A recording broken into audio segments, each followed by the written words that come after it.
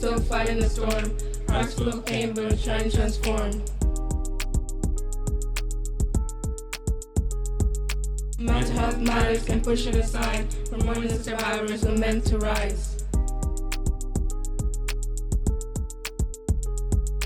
Give us the care, not just the blame. Cause healing begins when you call it by name. Stop the bullying, don't look away. Stop being silent, just speak up today. We're still breathing, we're still breathing. Fighting the storm and trying to transform. Fighting the storm and trying to transform. Fighting the storm and trying to transform. Fighting the storm and trying to transform.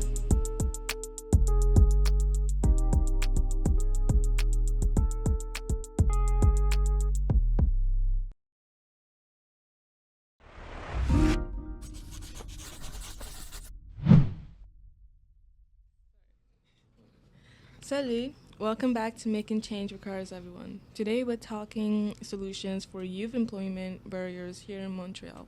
And we have an amazing guest with us to discuss. From downtown to East End, Myriam has seen it all. Myriam, bienvenue.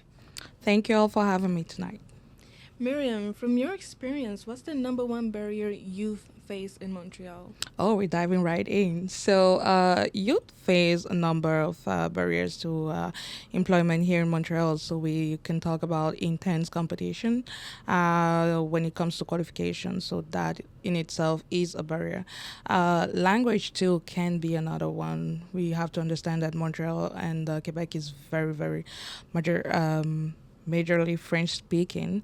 So the English speaking youths have this barrier, which is another one for whatever employment they may want to go for. But I think one of the most important one will be systemic discrimination. Do you have any numbers? Actually, I do. So nationally, Black youth age 15 to 24 face unemployment rates around 23% compared to roughly 12% for non-racialized youth. And in Quebec, where race disaggregated data is not systematically collected, community and government commission studies estimate Black youth unemployment as high as 30 to 37% compared to about 17 for non-Black youth of the same age. So that is kind of like a big, extremely big difference. Wow. So we talked about transportation last episode. What have you seen about that? Well, we have a good transportation system in Montreal, and we have to admit that there are means in place to reduce the cost for youths. But then again, even with these reductions, if they don't have the financial means to pay for them, it becomes difficult. Yeah, some jobs might say we're only 20 minutes from downtown, but that's by car. Exactly, and then again, provided you live anywhere near downtown. So if you live as far as, I don't know, I'll say Pierrefonds or Vaudreuil or whatever, you're not on Montreal Island, that is also another issue. And you have to pay for gas, which is another financial hurdle. You have to, the financial hurdle actually that you're trying to get over. Exactly. Something youth talk about a lot, but adults sometimes ignore, employer bias based on neighborhoods. Which is another big issue. So neighborhoods which are not well viewed by the general population. We can, just to name a few, Place Saint-Henri, we have Côte des Neiges, we have Montréal Nord, we have Saint-Michel. These areas which are known to be maybe slightly dangerous, I'll say. Youths coming from these areas have trouble getting into the workforce because employers or adults may think that they are affiliated to some kind of shady activities. Yeah, and it's not just simply like, oh, where you're located in the neighborhood, but it's also accents as well, cultural backgrounds as well seem to also have a negative impact. You're entirely right about that. We are all full of prejudice, so it can be religious too sometimes. So we think that a certain religious groups or someone affiliated to a certain religion behaves in a certain way. So all I can say is we have to try always to get past our prejudice, but this is another hurdle that the youth have to go through. Let's talk about solutions. What supports are available for youth in Montreal?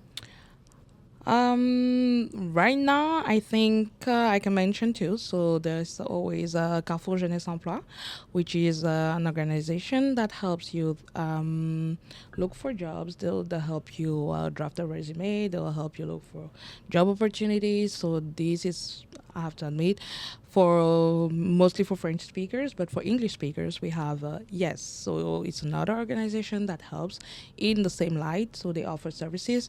They are always welcoming, so you can knock on their doors. That's amazing. But a lot of youth don't know where to start. I would say to go to Google.